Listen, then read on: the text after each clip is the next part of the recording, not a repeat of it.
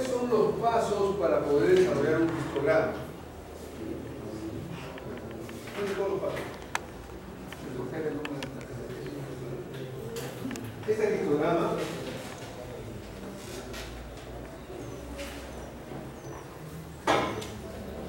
bien, este histograma es producto de esto.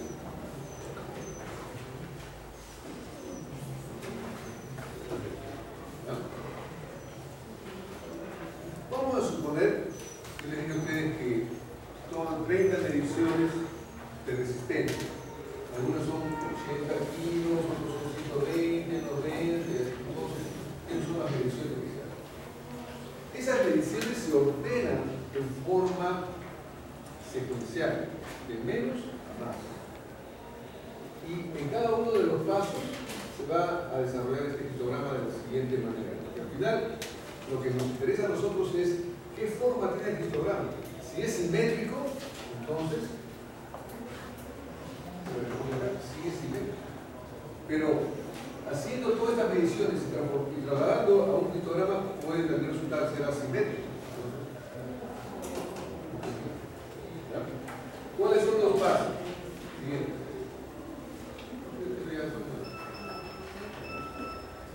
Primer paso, definir la característica medida. ¿Cuál es la característica medida? KPV. Llámese resistencia, llámese tiempo de espera, lo que corresponda. La KPV, esa es la característica medida. Segundo paso, anotar o medir los datos. Mínimo 30, ya yo les dije eso. Mínimo 30. Ya.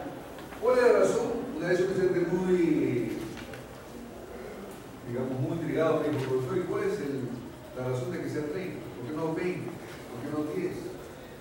¿Por qué tiene que ser no menos de 30? La respuesta es muy simple.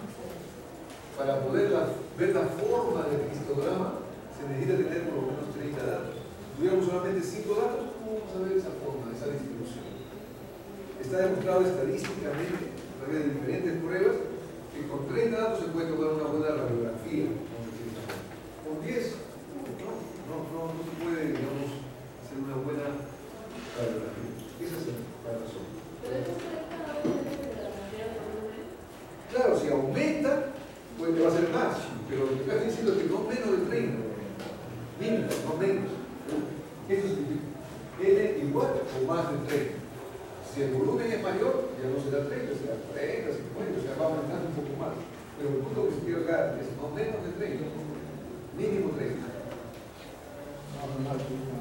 Luego, en el tercer paso, se calcula el rango de la amplitud. Supongo que estas mediciones, supongamos, estas mediciones, sean estas. A lo mejor es otra KPV. Acá es un ejemplo, se refiere al porcentaje de soluble de cobre. Y se tomó esto en agosto del 2002. Bueno, como ejemplo. Muy bonito, pero la KPV, la resistencia de todas mediciones, vamos a asumir que ya se han encontrado una medición. Entonces, el tercer paso es calcular el rango. ¿Cómo se calcula el rango? Se identifica el mayor valor de las mediciones y el menor valor. El mayor es 1.8, el menor es 1.491. Es el rango. Los números pueden cambiar. La KPV puede cambiar, pero la metodología es la misma. Después que se mida por lo menos 30, creo que son 40. El siguiente paso es calcular el rango. El rango es identificar el mayor valor de las mediciones o el menor valor. Está marcado, está como sobresaliente. Y se calcula el rango. Siguiente paso es escoger el número de clases o intervalos que es K. ¿Qué cosa es K? K es el número de barritas. Es 1, 2, 3, 4, 5, 6, 7, 8. En este caso sería K igual a 1. Ahora, el mínimo de barritos es 5. ¿Cuándo será 5? Cuando el número de datos es 30. El número de datos de la muestra no tiene que ser menor a 30. Pero cuando es 30, K es 5. Cuando es un poquito más, como hemos dicho mañana, ya no será K, será, si son 40 datos, K será 6. ¿Por qué 6? Porque está entre estos dos. O sea que esto acá es como referencia. Si nosotros quisiéramos hacer un cálculo de precisión, K sería una ecuación logarítmica, todo es un valor, pero no estamos nosotros haciendo un cálculo de la forma que tiene el histograma. Por lo tanto, este es lo que se recoge, que es como si fuera una tablita de referencia. Si los datos de la muestra son 30, 5. Si los datos son 40, 6. Si los datos son 50, 7. Y así sucesivamente. De esa manera se determina K. Es el número de datos. Luego el siguiente paso es entender el tamaño de clase. ¿Qué cosa es el tamaño de clase? Es la amplitud. Porque cada una de estas barritas tiene una amplitud. Algunos le llaman A, otros le llaman W. En algunos textos o libros les ponen W. ¿Por qué W? Porque en inglés W es wide, ancho, wide. En español, amplitud, amplitud. Ustedes dependen de las siglas, pero igual uno tiene que adecuarse. Entonces, amplitud es R entre K, que son los pasos previos, el rango y K. En este ejemplo, el rango que fue calculado en el paso 3 es 0.402 y K es 1,40 datos, creo, es el 5. Entonces la amplitud es 0.08. Esa es la amplitud de cada barrita. Después que se hace esos pasos, el siguiente paso es desarrollar una tabla de frecuencia. ¿Cómo se determina? A través del límite de clases. Ya sabemos que son 5 barritas para este ejemplo, puede ser un 6, 7 si el número de la muestra aumenta. Entonces, esas 5 barritas se empieza con el menor valor de la medición, el mínimo. Recuerda que en el paso 1 es elegir el mayor y el menor.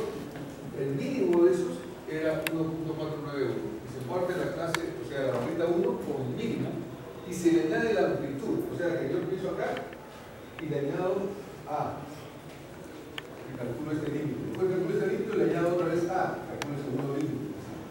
Entonces comienzo con el mínimo, le añado el A, que está en el paso previo, y está este límite de la clase 1, o sea, de la primera barrita. Luego esto comienzo acá. En la segunda barrita le añado A, y así. O sea, parto con el mínimo y llego hasta el máximo.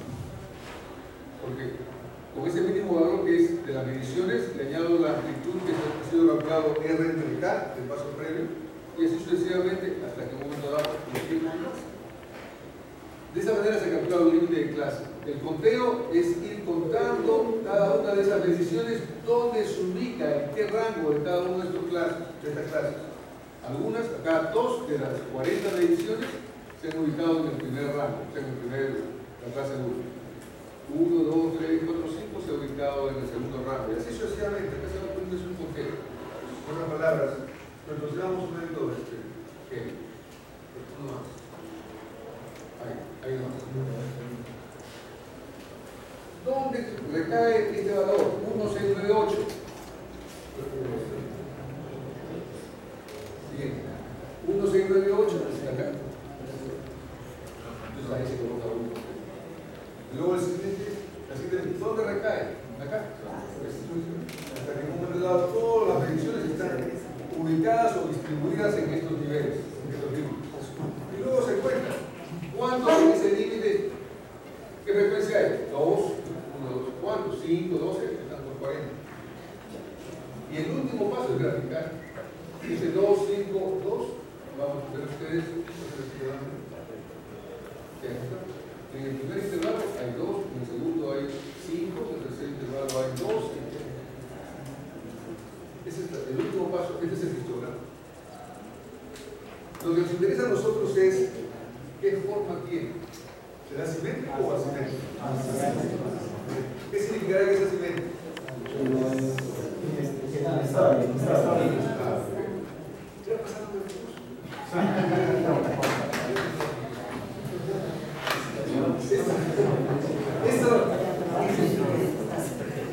Eso significa que si no hubiera sido este de acá, para que no haya confusión, se toma el punto medio, el punto medio, el punto medio, el punto medio, el punto medio, y uno busca la media. Esta parte izquierda es parecida a la parte derecha. Este de acá es más o menos como este de acá. En donde si yo tomo cada una de ellas, entonces,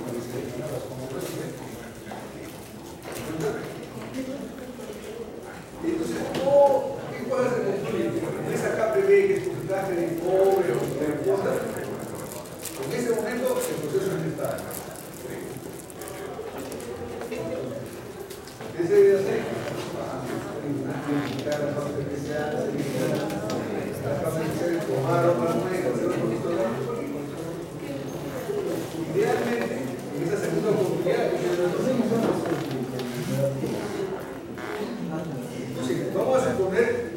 vamos a suponer que ahora ya no es simétrico, sino que ahora es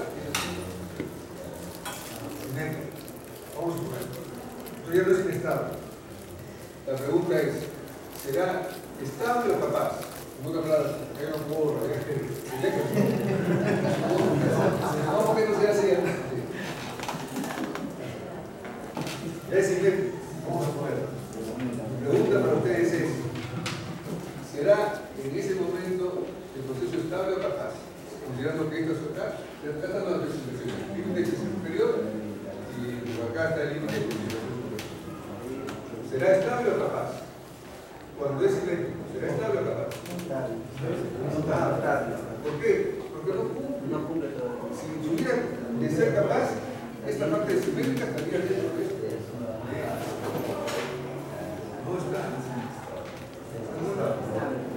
Solamente eso como ejercicio, porque en realidad no se debe comparar cuando no es simétrico, porque es asimétrico. Solamente ya cuando recién se alcanza simetría, ahí se compara con simetría.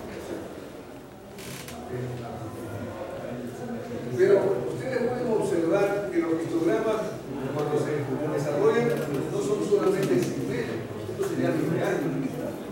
Pueden ser asimétricos, es asimétrico, es aquello que hay dos modas.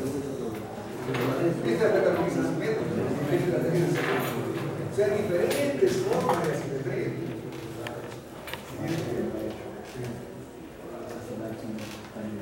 Y no solamente las formas, sino cuando se compara con las especificaciones. Las especificaciones son una línea rojita que están ahí, ¿no?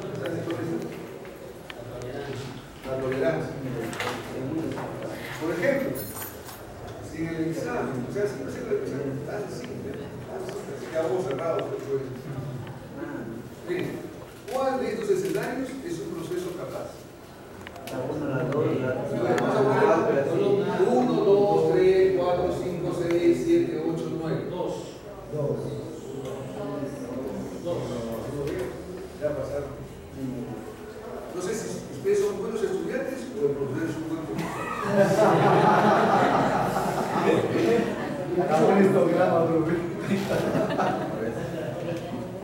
Yo creo que depende de la doctora. Doctor, solo una pequeña observación. Cuando usted estableció los límites de clase, ¿Límite de clase?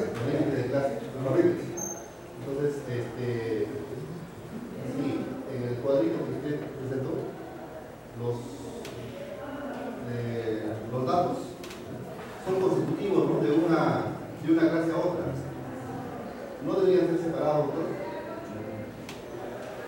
Buena pregunta.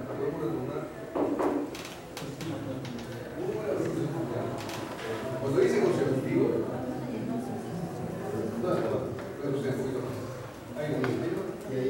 ahí. Bien, ¿qué sucedería si por el azar de los azares una medición que se ha efectuado en las 40 resultara 1.571? ¿Eso qué significa? ¿Dónde lo vamos a colocar? ¿En la clase 1 o en la clase 2? No vayan a cometer el error de poner en ambos, porque ahí se produce una discusión, porque ya no sería 40, serían 41, están colocando la suma de todos los datos que se han medido son 40. Entonces lo que dicen sus compañeros es que no debe haber, acá está incorrecto, no debe ser, acá debe ser 1.571, que acá debe ser 1.571.1, acá debe ser 1.571.0, o sea, debe haber una diferencia. Porque si se coloca así, podría ocurrir que cuando coincide, ¿lo he visto? Colocan acá, colocan acá. El intervalo de repente cerrado y abierto, ¿no? No, por eso te digo, basta con que acá sea 1 y acá ya 1, 1. Entonces ya no va a haber coincidencia. Porque este de acá es el 0 y acá ya es 1. Pero acá da la impresión que hay continuidad. No debe haber, tiene que haber una diferencia de manera que el número debe estar en dos límites. Muy bien. Ahora, otra pregunta con respecto, efectivamente, este es un proceso capaz, es simétrico y está dentro de las especificaciones. ¿Cuál? ¿Este será un proceso capaz? límite a cualquiera, no es Entonces, ¿cómo es capaz? ¿Es estable? ¿Inestable? ¿Estable? no es capaz. Es capaz. No es estable. Es capaz. Porque en la medida que esté dentro de las especificaciones, aunque sea mínimo, es capaz. Él también es capaz. Porque este es totalmente capaz. Este es capaz. ¿Por qué se dice totalmente capaz? Porque cualquier situación que pueda ocurrir va a estar dentro de las especificaciones. Pero acá, eso tiene un poco de riesgo, hablando de la ley. Este es capaz, pero no es totalmente capaz, porque si hay una pequeña fluctuación mañana, eso ya pues, deja de ser capaz. Entonces, ¿eso qué significa? Que no se trata solamente de que el 6 sigma esté dentro de la tolerancia, sino que esté más o menos como esto. O sea, para que logre absorber cualquier fluctuación. ¿Eso significa qué cosa? Que no hay que estar solamente acá. Como proceso capaz, no daría uno, es totalmente capaz para hacer ese tipo de afinamientos. Afinamientos pequeños. Porque hay que comprender de que si logramos esto, en cualquier momento el proceso deja de ser capaz. Doctor, otra pregunta. Sí, no, doctor, sobre ese mismo ejemplo, estamos quedando de que eso de ahí es capaz, pero a la vez es estable o inestable. Esa es la consulta. No, este es capaz porque no, eso sí, de acuerdo. La especificación. Eso sí. Estable, ¿cuál será estable acá? Esto, por ejemplo. Es simétrico, pero no capaz.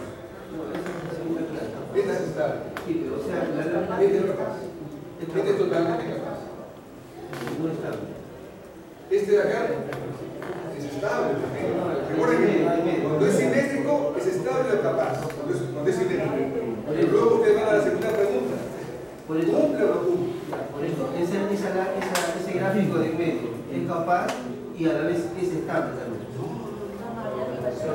¿Es capaz? Sí, sí, claro. Estable, escuchen, siguiendo este procedimiento, estable es este. Cuando ya sea por un lado o por un lado, no cumple las expresiones. Pero es simétrico. Por ejemplo, este de acá será que estable. Este de acá estable. Este de acá estable, ya no es simétrico. Ahora, claro que algunos dicen, pero esto es mucha diferencia. Este es estable, porque ya no es simétrico. Independiente si la cumple o no cumple. Este de acá inestable. Hay diferentes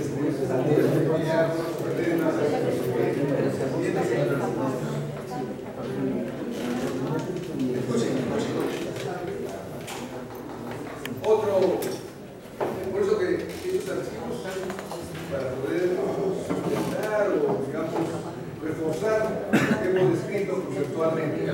Miren, cuando un proceso es estable o capaz, significa que este es simétrico. Y cuando se suma todo esto se ve simetría.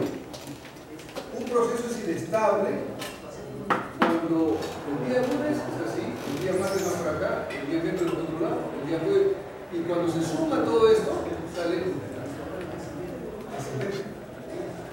En otras palabras, no dice que la inestabilidad es el producto solamente de un periodo. Lo que ocurre es que el día lunes fue así, el día martes fue así, el día miércoles fue así. O sea, a eso es a lo que se refiere. Y cuando yo sumo toda la que yo estoy generando, lo que va a verse en una muestra es el perímetro.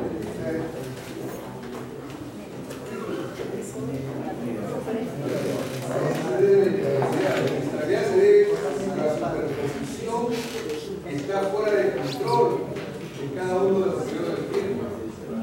A diferencia de la estabilidad, el viernes es así, el día martes es así, el día miércoles es así. Este es el resultado. Entonces, esa lámina significa esto. El día es un para acá, un día está bien, un día está mal.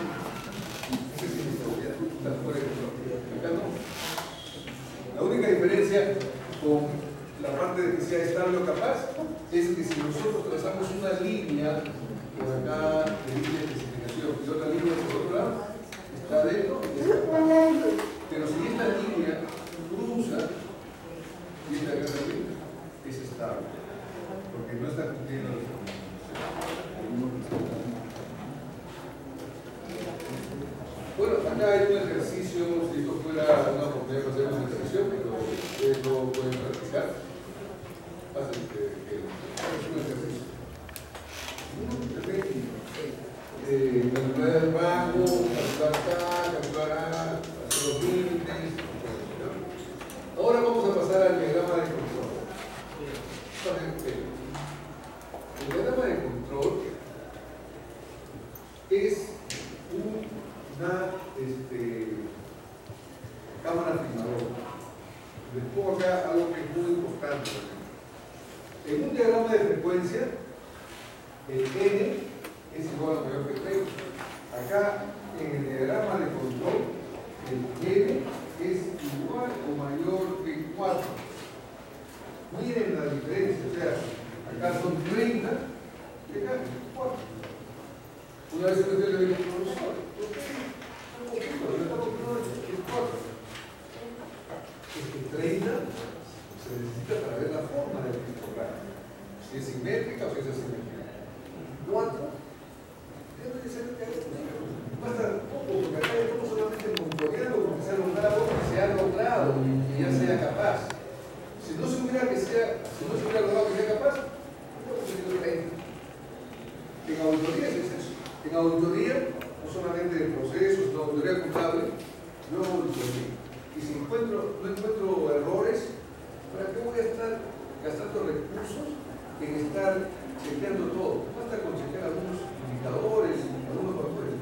Y así es. Pero si yo a una auditoría encuentro muchos errores, ahí sí tengo que estar invirtiendo tiempo y esfuerzo para demandar. Así son las auditorías. Las auditorías es cada vez, si se ha logrado, si ya es capaz, no se trata de tener N igual a 0. No, tampoco. Tenemos que hacer mediciones. Pero las mediciones ya son menos rígidas, menos rigurosas, menos frecuentes. Acá sí tiene que ser mayor cantidad. Esa es la razón. Muchas veces en calidad, a veces los ingenieros con mucha experiencia, ¿por qué toman 4 o 5 muestras en ingeniería de control y no 20 o 30? Muchos responden, no sé, así me dijeron, eso me dijeron que tomaran 4, o sea, no hay un sustento, o sea, lo importante acá es hacer análisis, que haya sustento, que haya criterio. La razón es muy simple. Si no se tuviera todo esto de acá, ya no se ha logrado, no se explicaría entonces por qué ya se ha logrado, ya se ha alcanzado la cima de la montaña. Ahora solamente hay que considerar que se compruebe que todavía estamos en la cima de la montaña. Pero eso se necesita poco. Pasa poco. Revisión. Esa es la cosa. ¿Ok? ¿Compruebe? Ok. Pasemos. Miren. Por ejemplo, observen la diferencia. Anteriormente eran 40 mediciones, ¿cierto? 40 mediciones. Acá, 6 mediciones. Pero las 6 mediciones no se toman a las 8. Por ejemplo, en todo el día, si hubiera sido un diagrama de frecuencia, en septiembre 1 se hubiera tenido que tomar por lo menos 30. Por lo menos 30. Y hacer un diagrama de frecuencia para el 1 de septiembre y así. Pero ya no, ya hemos logrado. Entonces, lo que se tiene que hacer, ahora ya no se toma un día, en el diagrama de frecuencia se toma un día y luego el otro día es cuando ya hagamos el plan correctivo. Ese es el diagrama de frecuencia, no es todos los días. Pero ya cuando estamos haciendo el diagrama de control, todos los días, estamos monitoreando la filmadora, todo. Pero cada uno de esos días ya no son 30, no son solamente 6 o 5 o 4. Y tiene que ser representativo. No puede ser a las 5 o las 6 a las 8 de la mañana, tiene que ser 1 a las 8, 1 a las 12, 1 a las 16, a lo largo de todo el día de producción. Y acá están las mediciones. Cada día. ¿Ven la diferencia del diagrama de control con el diagrama de frecuencia? El diagrama de frecuencia no es cada día, es un día, 30 mediciones, para hacer el histograma y ver qué forma tiene. Y se va ampliando esa fotografía hasta que llegue a ser simétrica y que esté dentro de las especificaciones. Pero cuando ya hemos logrado, primero se hace un día y después hasta que implementemos. Acá se hace todos los días porque ya estamos monitoreando. Ya el proceso capaz y hay que monitorear. Entonces, todos esos datos, 6 datos son 6 mediciones para cada día. ¿Qué se hace? Se suman, se obtiene la media y el rango de cada uno de los días. Y luego se grafica estos valores en cada día. El límite de control superior, el límite de control inferior es este de acá.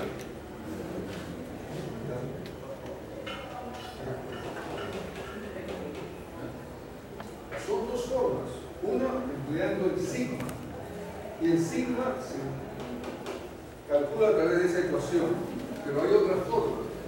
La otra forma es a través de, miren, el límite de control superior debe ser promedio más 3 sigma. Límite de control inferior, promedio menos 3 sigma. Pero también estadísticamente se ha demostrado que el más 3 sigma puede ser calculado por A sub 2 por el rango. El menos 3 sigma es A sub 2 por el rango. Mucho más simple. Ustedes, acá, gestión de reconocimiento nuevamente. Si todos fueran ingenieros en una empresa, todos fueran ingenieros, todos hablan de sigma, comprenderían que se refiere a eso. Pero lo que ocurre es que en muchos procesos uno le dice a un operario, calcula el sigma. Profesor, solamente llegué a comprender las sumas básicas. ¿Qué cosa es raíz cuadrada? Uno tiene que ponerse en esas circunstancias. Uno tiene que bajar al llano, uno no puede pensar o asumir que todos comprenden el sigma, todos comprenden cómo calcular el sigma. Yo conozco a veces ingenieros que ni siquiera ingenieros conocen calcular el sigma. Pero me estoy refiriendo a personas que a lo mejor no vienen a la universidad, por ejemplo en secundaria, etc. Podemos imponer, entonces tenemos que aplicar gestión del conocimiento. Y una forma de aplicar gestión del conocimiento es decir, mira, no te preocupes del sigma. Acá vamos a emplear esta ecuación. Y nosotros sabemos que esta ecuación es equivalente al sigma. Entonces el operario va a decir, es fácil. Es el rango, que es la diferencia entre el mayor y el menor valor. A ver, acá están las 5 mediciones. ¿Cuál es el mayor? ¿Cuál es el menor? Resta, pues es el rango. ¿Lo puedo hacer? Por supuesto que sí. Y luego, el A sub 2, mira, el A sub 2 va a ser con esta tablita. ¿Cuánto es el tamaño de esta N? El N de acá. ¿Cómo viene? Estamos hablando de diagrama de control, no estamos hablando de diagrama de respuesta. Es 2, 3, hasta N igual a 2, acá en este caso era 6. ¿Ven cuántas muestras estamos tomando? 6. Okay, 6. Acá la interrupción con A sub 2. 0.483. Ese valor es el que vamos a utilizar. 0.4. Para el otro proceso que estamos utilizando un N igual a 4, con esa tablita, N4, y acá el A sub 2, 0.729. En ese proceso, el A sub 2 es 0.729. Lo vas a poner. Así es, nosotros tenemos que bajar al llano y no confundir, hablando de sigma, hablando de confiabilidad, términos que son griegos o chinos, o sea que no comprenden. Tenemos que hacer el punto de vista que comprenden. Entonces, esa es una alternativa. Y luego ya ustedes observan que para los límites de control de la gráfica R, el diagrama de control son dos. Promedio y el rango, y en 2 dimensiones. Y en este caso habrá D sub 4 y D sub 3, que también se calcula en función a N. De manera que, o sea, niños pueden calcular esto. Se calcula el nivel de control, se grafica.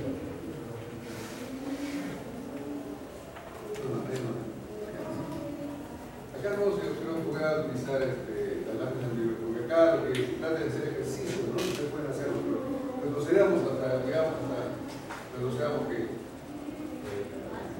retrocedamos.